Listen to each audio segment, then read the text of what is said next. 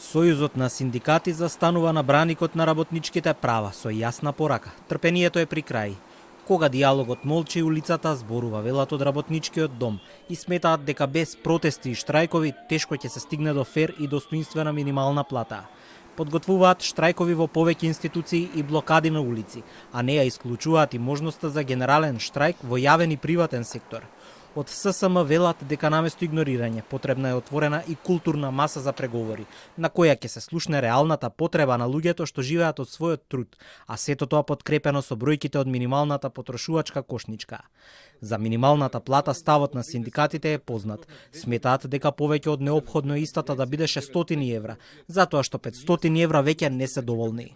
Упорно велат да се договориме со работодавачите, меѓутоа од другата страна работодавачите двај чекаат да не се договорат со нас како представници на работниците. Доста пати сме предупредували и видовме дека нема ефект тоа глумење куртоазно на социјален диалог во економско-социјалниот совет. Цело време сме таму како карани дека само ние бараме повисоки плати. Борбата што следи нема да биде едноставна, дека ќе бара навистина голема поддршка од работниците, која што во моментов ја имаме, но и дека можеби ќе резултира и пред месец март да имаме некоја сума, освен на законско усогласување од 1500 денари, кои што сите го знаат и сите го очекуваат.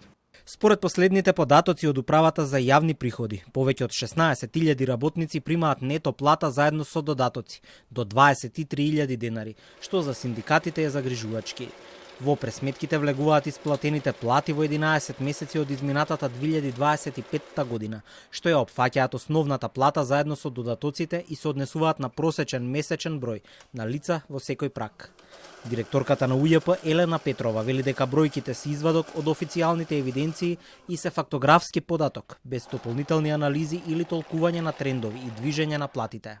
До износ до 23.000 во просек месечно имаат, значи во просек околу 16.000 лица. Во прагот од 23.000 до 45.000 денари има, тука е овој опсек е најголем и тука има околу 365.000 лица месечно во просек примаат плата во овој праг. Од 45.000 до 61.000 денари, плата примаат околу 82.000 лица и над 1.000 евра или над 61.000 денари, плата примаат околу 56.000 лица. Според Сојузот на синдикати на едно работничко семејство му се потребни над 2,5 минимални плати за да ги покрие основните потреби, односно една минимална синдикална кошничка. Еден функционер пак со својата плата може да си дозволи 2 до 2,5 такви кошници.